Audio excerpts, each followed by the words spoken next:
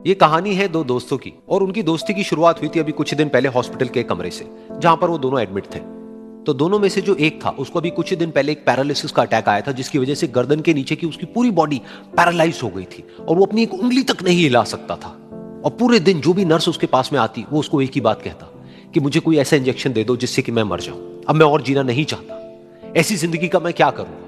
तो उसका जो दोस्त था उस कमरे में, क्योंकि वो चल फिर सकता था, तो रोज सुबह और रोज शाम को उस कमरे में एक खिड़की थी, उसके पास में जाकर के खड़ा हो जाता और अपने दोस्त को बताता कि उस खिड़की के बाहर क्या चल रहा है। बिल्कुल नीला आसमान है, सफेद बादल है, हल्की हल्की हवा चल रही है और कुछ पंछी उड़ रहे हैं। एक बहुत ही सुंदर बीच है जहां पर कुछ बच्चे मिट्टी के घरौंदे बना रहे हैं। कुछ लोग हैं जो वहां पर बैठे हुए बस समुद्र की लहरों को देख रहे हैं। कुछ लोग जॉगिंग कर रहे हैं, कोई एक्सरसाइज कर रहा है, कोई पतंग उड़ा रहा है। वहां पर एक आइसक्रीम की स्टॉल है जहां पर कुछ लोग आकर के आइसक्रीम खा रहे हैं। और सनसेट के टाइम पे जो पानी है वो पूरा गोल्डन हो जाता है और चमकने लगता है।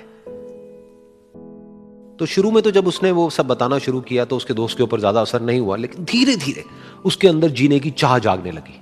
अब वो सुबह का इंतजार करने लगा कि जल्दी से सुबह हो और मेरा दोस्त मुझे बताए कि आज यहां पर क्या हो रहा है। कुछ दिन तक ऐसे ही चलता रहा।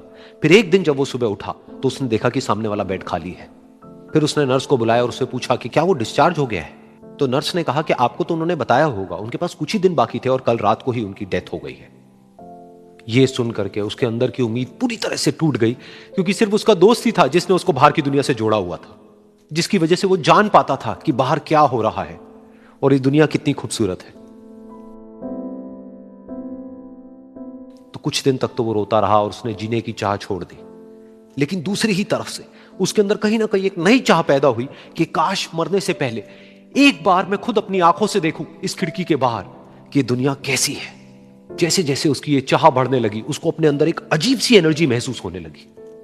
और फिर एक दिन उसने अपनी पूरी ताकत लगा दी और किसी तरीके से वो बेड से नीचे गिरा और पकड़ पकड़ करके किसी तरह से उस खिड़की तक पहुंचा। फिर उस खिड़की को पकड़ करके वो खड़ा हुआ और खिड़की के बाहर देख लिया।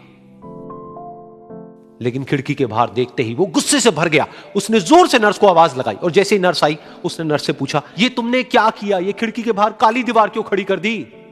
तो नर्स को समझ नहीं आया वो क्या बोल रहा है और वो बोली कि मुझे 5 साल हो गए हैं यहां पर, जब से मैं आई हूं तब से तो ये काली दीवार यहां पर है।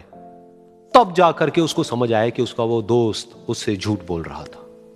और उसने नर्स से पूछा, अगर ये काली दीवार पिछले 5 साल से यहां पर है तो मेरे दोस्त ने मुझसे झूठ क्यों कहा। तो नर्स थोड़ा सा मुस्कुराई और बोली कि मैं ये तो नहीं जानती कि उन्होंने आपसे झूठ क्यों कहा, लेकिन मैं इतना जरूर जानती हूं कि जो भी कुछ उन्होंने आपसे कहा उसी वजह से आप अभी अपने पैरों पर खड़े हैं।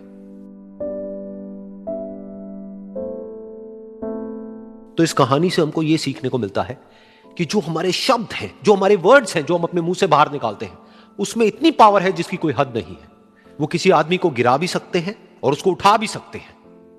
तो अब आपके ऊपर है कि आप अपनी इस पावर को यूज करते हो या मिस यूज करते हो।